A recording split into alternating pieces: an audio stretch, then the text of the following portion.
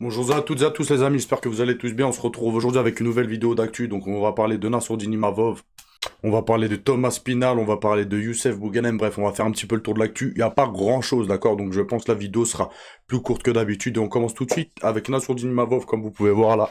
Guettez, il s'entraîne au sol. Donc on va regarder les gars. Et prépare-t-il son combat contre Khamzat Chimaev? C'est une On peut bête, se poser la question. c'est une bête. Il y a 100 kilos de pur muscle. C'est quoi la bête?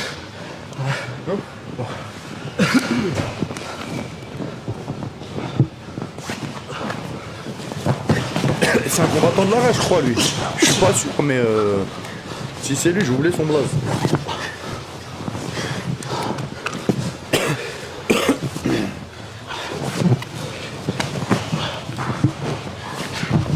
Ah, ils ne sont pas laissés.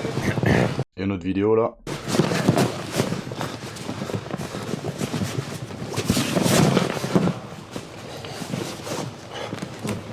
Ah, c'est passé ou pas?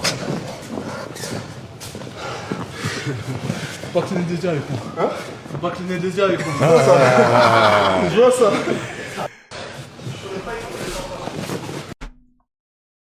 On continue les amis avec Joachim Buckley. Bon, hier je vous ai fait une vidéo en vous expliquant qu'il y avait un fight potentiel entre lui et MVP. Mais vous savez les gars, c'est peut-être en négociation, etc. C'est pas sûr. Attendez. Hop. Voilà. C'est pas sûr du moment que le contrat n'est pas signé, c'est pas sûr. Et là justement, on a Joachim Buckley qui a call out Bilal Mohamed. Je comprends pas pourquoi il call out Bilal Mohamed. Vu le style de Bilal Mohamed, bah ça colle pas avec celui de Joachim. Donc on l'a vu chouiner là ces derniers jours contre pour le fight qu'il a fait contre Kamaru Usman, en expliquant que oui il avait pas striké, il avait lutté, etc. Et juste après ça, il veut call out Bilal Mohamed. C'est vrai que bon, il commence à vieillir, hein, Bilal, les gars. Il a 37, 38 ans, je crois, si je vous dis pas de bêtises. Mais bon, quand même. Si son game plan, c'est de lutter, etc., contre Joachim Buckley, les gars, en fait, je comprends pas. Je comprends pas ce call-out, les gars. Je sais pas ce que vous en pensez, mais Bilal Mohamed, il peut- ça peut être un poison dans les fights. Il peut faire du catch control, etc. Faire la censure avec sa lutte, etc. Donc je comprends pas. Je comprends pas ce call-out, mais si c'est un combat qui se fait, très probablement, je pense que Joachim Buckley risque de se faire éteindre. On continue les amis avec Charles Oliveira. Comme vous voyez, attendez, hop. Voilà, c'est un petit peu mieux. Charles Oliveira a parlé d'Islam Makhachev et de d'Ilia Topuria. Il a affronté les deux, il a perdu contre les deux. Donc il donne son avis, etc. Si les deux devraient s'affronter en fait. Et il a dit quoi? Le jeu au sol d'Islam Makhachev est très solide. Une fois qu'il vous saisit, il vous met au sol rapidement. Il est extrêmement fort en clinch. Topuria possède une puissance incroyable, puissance de frappe. De tous mes adversaires, je n'ai jamais rien ressenti de tel. Pour mettre Topuria au sol, Islam doit se rapprocher au maximum et c'est dangereux. Oui, mais ce que beaucoup comprennent pas, c'est qu'Islam Makhachev, il a un très très bon striking, les gars. On a déjà vu, les gars, voir Ilia Topuria se faire dominer en striking. Surtout quand en face, les gens, ils ont des bonnes jambes. D'accord? Donc Islam Makhachev, il a une très belle, très bon high kick, jambe arrière, etc. Peut-être Islam Makhachev, il va essayer de striker avec Topuria, les gars. Il est petit en taille. Le high kick qui est passé sur Volkanovski, il peut très probablement repasser sur Ilia Topuria, les gars. C'est pas quelque chose... c'est quelque chose de probable, d'accord? Donc là, on sous-estime un petit peu Islam Makhachev niveau striking, j'ai l'impression. Alors qu'il pourrait très très bien striker face à Ilia Topuria, même si ça reste quand même très dangereux, ok? Après, voilà. Charles Oliveira, en gros, il dit si Islam Makhachev saisit Topuria, il l'amène au sol, ça risque d'être compliqué.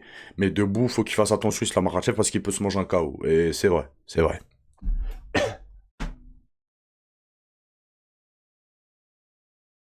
On continue les amis avec Prates. On lui a posé la question. On lui a posé la question quel combat il aimerait voir en 2026. Et il a répondu Cyril Gane contre, j'allais dire Thomas Spinal, contre Alex Pereira pour la ceinture intérimaire des poids lourds. Ça fait plaisir les gars, parce que moi ça fait longtemps que je vous parle de ce fight-là. Ça fait longtemps, longtemps. Hein. Bah ça fait depuis qu'ils s'étaient rencontrés et qu'ils avaient fait un face-à-face, etc. Donc ça doit faire peut-être un an et demi, peut-être même plus. C'est un fight que potentiellement j'aimerais voir en fait. Voilà. Et très probablement, les gars, il y en a, ils vont être surpris, mais je pense que Alex Pereira, bah, sur le papier, il est pas favori. C'est Cyril Gane. Et je pense que Cyril Gane peut éteindre salement Alex Pereira, les gars. Faut comprendre une chose, hein. Alex Pereira, il s'est fait éteindre par Izzy, les gars. Par Israël Adesanya, qui est en 84 kilos, les gars. Là, Cyril Gane, c'est un mec qui fait 120 kilos. Ok? La puissance de frappe, c'est pas la même du tout, les gars. C'est pas la même du tout, les gars.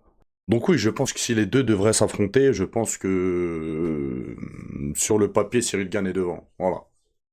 En tout cas, c'est un fight que j'aimerais voir. On continue les amis avec Joe Rogan. Thomas Spinal pourrait ne plus jamais combattre après son opération de l'œil. Il semblerait que ce soit du sérieux. Je ne sais pas les gars. Comme je vous ai dit, hein, je vous ai fait la vidéo, il y en a ils me disent ouais mais tu rentres dans le costume, tu fais comme La Sueur et Fernand Lopez. Les gars, c'est pas ça. C'est pas ça. C'est que si vous voulez croire tout et n'importe quoi et tout le monde, bah moi je suis pas comme ça les gars. Et justement, vous devriez être content. Justement, je tiens une chaîne entre guillemets d'information où je donne mon avis, etc. C'est plutôt bien, et ça devrait vous rassurer que je sois méfiant concernant les informations qui me viennent. Parce qu'il y a plein d'informations, les amis, bah, que je vous montre pas forcément, en fait, parce que j'en ai pas la certitude, etc.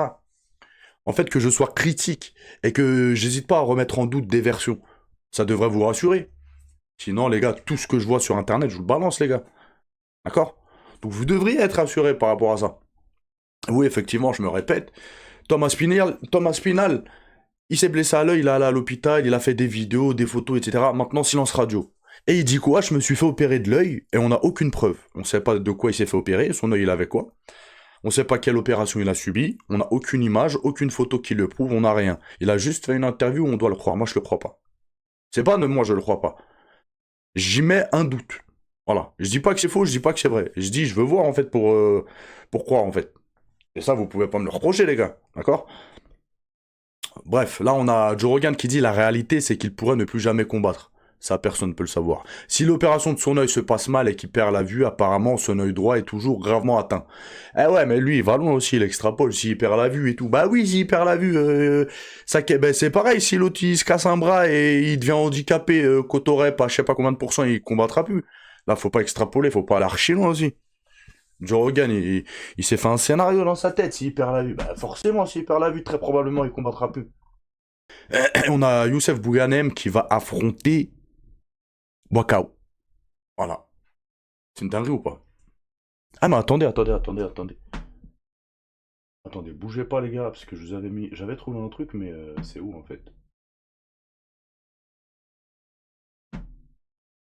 Ah ouais, c'est là. Attendez, je vous mets ça, bougez pas les gars. Regardez, guettez. Donc guettez, Youssef Bouganem a 36 ans. Boakao 43, d'accord? On voit le palmarès dont donc Youssef Bouganem a 188 victoires, 31 défaites. Boakao 244 victoires, etc., etc. Youssef Bouganem 120 KO les gars, mais je savais pas qu'il avait mis autant de KO les gars. Boakao il en a 74, limite moitié moins. Et fini 64% pour Youssef Bouganem et 30% pour Boakao. Donc là, en fait, je réalise que Youssef Bouganem, il a des stats de malade en fait en boxe taille. Il a des stats de malade. Donc là, il y a une revanche, les deux ils sont vieux. Hein. Voilà, les deux ils sont vieux, ils sont plus au top de leur forme. Ils s'étaient affrontés, si je dis pas de bêtises, en... Bah voilà, c'est marqué, en 2011. Voilà. Ah bah vous avez pas le truc. Mais oui, ils s'étaient affrontés le 24 avril en Malaisie en 2011. Donc ça fait 15 ans. Et Youssef Bouganem s'était blessé au round 1. Voilà. Donc 15 ans après, ils se réaffrontent. Je suis quand même surpris de voir Youssef Bouganem revenir en boxe taille, les gars. Je sais pas ce que vous en pensez. On va dire entre guillemets hein, son premier amour, etc. Mais ouais, je suis surpris. Est-ce que bah il va garder à vie des automatismes? Ça, c'est obligé, les gars. Très probablement, c'est voilà, quand tu commences un sport de combat, surtout quand on fait à haut niveau, t'as des automatismes. Mais vu là que ça fait longtemps qu'il fait du MMA, peut-être il va garder des automatismes de MMA, etc. Je sais pas comment ils vont gérer ça. Euh, des mauvaises habitudes ou bah tout simplement des automatismes en fait. Donc ouais, franchement, hypé. Ouais, je suis hypé, ouais, je suis hypé. Parce que les deux, voilà, ils sont plus... C'est pas comme si que là, Youssef Bouganem, il affronte un champion qui a 20 ans, vous voyez, 25 ans et tout. Abouakab, il a 43 ans, donc vas-y. C'est carré, quoi. En plus, une revanche. Regardez une photo d'eux. Quand ils étaient petit peu, il y a 15 ans en arrière. Là, Youssef, il était tout jeune. Hein. Il était vraiment jeune. Il avait 21 ans, 20, 21 ans. On continue, les amis, dans une salle de sport. J'ai vu ça, je me suis dit, je vais vous le mettre. En fait, dans une salle de sport de MMA, on va voir, il y a combien de personnes qui choisissent Islam Makhachev et combien de personnes qui choisissent Ilia Topuria. Et quand j'ai vu ça, je me suis dit, je vais vous la montrer. Par contre, il y a de la musique copyright, donc je suis obligé de vous la mettre, de couper le son.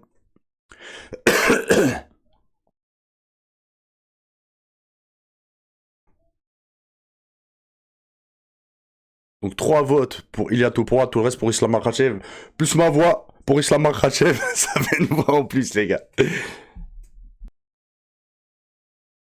Et on termine, les amis, avec le premier face-à-face qu'il y a eu entre Paddy Pimblett et Justin Gage. On regarde.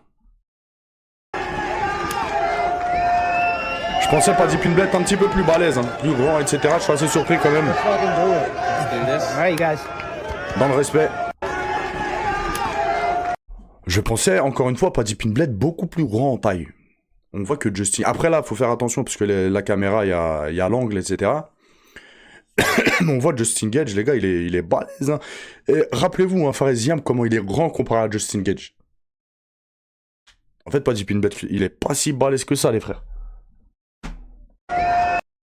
Bref, c'était la petite vidéo du jour. Peut-être qu'après, je fais un live. Si ça vous plaît, n'hésitez pas à me le dire. Là, je voulais... vous savez quoi? Je voulais pas faire ma vidéo, je voulais faire un live, carrément. Parce que je kiffe de plus en plus les lives. Je kiffe de plus en plus les lives. La dernière fois, vous m'avez fait kiffer. C'est mieux, en fait, de parler directement. Vous me posez des questions, on se parle comme ça, etc. C'est plus humain. Donc là, je me suis dit, vas-y, je fais un live ou... Mais si je fais un live, je vais devoir vous... Je pourrais pas traiter les images, les vidéos, etc. Et ça, je sais que vous kiffez, donc je me suis dit, vas-y, je vais faire une vidéo. À la rigueur, si je fais un live, je le ferai un petit peu plus tard. Donc si vous voulez que je fasse un live, n'hésitez pas à me le dire en com. Lâchez un boost comme d'hab, petit like. Je vous dis à la prochaine vidéo. Ciao, ciao.